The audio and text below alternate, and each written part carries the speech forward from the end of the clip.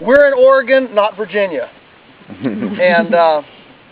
And one of the things that I have learned in my travels, getting around and being in all parts of the world, is there are certainly differences. There's no question there are differences. There are brittle environments and non-brittle environments. There are more remote areas, less remote areas. Rainfall, interestingly here, the rainfall is 10 inches more than we get in Virginia. But it tends to be clumped. Okay? More than we here. The water's going to shut off in June, late June. Okay? July 4th. July 4th. Okay. July 4th, the rain's going to shut off. Where we are, we have so I don't know what kind of saying you have around here. July 4th, the spigot shuts off. Where we are, we do get some rain throughout the summer, but our saying is we're always just one toad strangler away from a drought all summer long.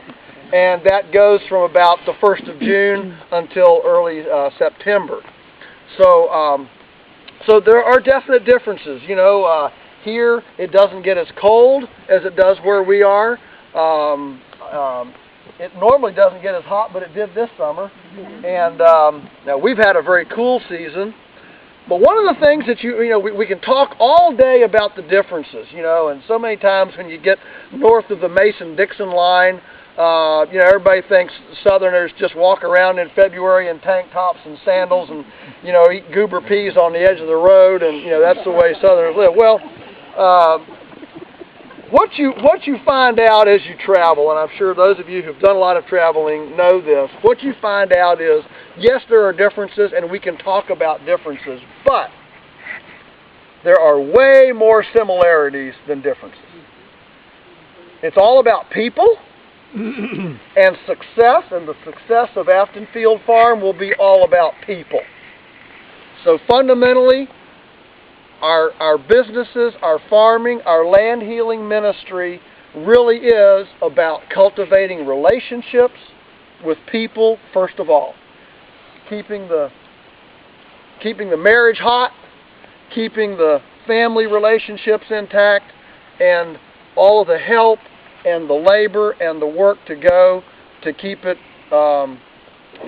exciting and precious. All right? That never changes. I don't care whether you're on Fiji or in Indonesia or here or Virginia.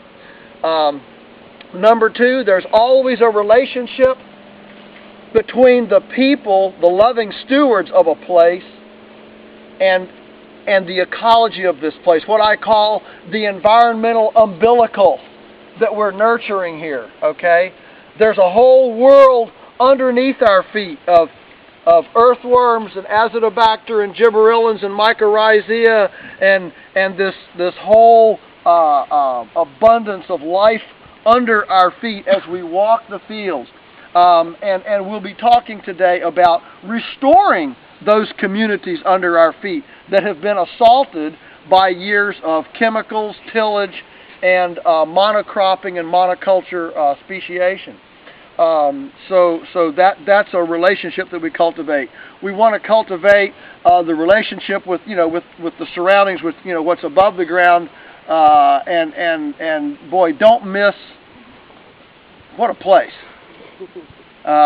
The trees, I'm a real tree hugger, and there's some trees here that I can't hug very well. They're kind of big. They're a pretty broad-breasted woman, so it's a pretty neat place.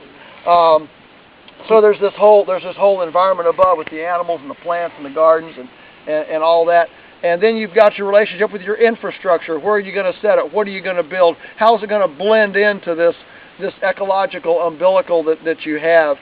And then you have the relationship with the the customers and the patrons and the new loves and the new lovers that you're nurturing of the abundance of this land. And so it really is all about relationships, and we'll be talking about a lot of that today in all of its different dimensions. But before we walk down to the broilers, I think first. And by the way, you didn't introduce Lisa, but Lisa's here with her horses. And for anyone who's has a hard time walking or whatever, Lisa's here with her horses and the wagon with nice stairs up, and we will help you get up there. And feel free to take advantage of this nice horse-drawn wagon to go down to the field. We're going to walk down to the broilers, to the feather net, and then we're going to walk out across and just a little ways out of that field. And trust me, last evening I was standing here with Tyler. He said, you know, 3/4 of a mile out there. I said, that can't be 3/4 of a mile.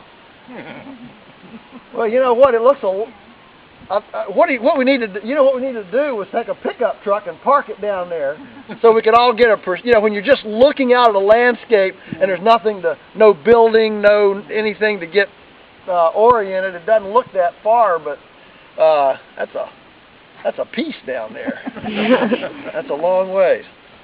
So this is expensive land, and I don't want to overstep all the financials here, but I have really encouraged Tyler to be very open and transparent. What you're seeing is the very front. You guys moved in here in December.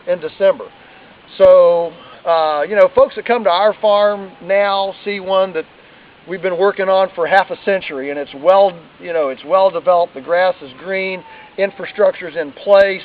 It's a rolling. It's quite a serious deal, and we've been very blessed with good people and good relationships and a lot of neat things there. But this one, you're seeing the embryo, and it's always neat to see an embryo almost before it's been birthed. But the important thing about what's going on here is that Tyler and Alicia have already established, Tyler especially, a track record of agrarian competency before biting into this. This is a big thing to bite off. $1 million debt is a big deal for a young man and his wife to take his family into. But the 5 and 6 year competency demonstrated on his parents' place, which is like 7 miles away, 5 miles away, little 3 or 4 acres, but he was faithful in that little place. And I'm a big believer in you don't have to have all the I's dotted and the T's crossed before you take the first step, but you do have to take a step, and you have to be faithful in that step. And if you will be faithful in that step, the next step will become apparent, the next step will become apparent. Don't ever feel like you have to have it all figured out before you step.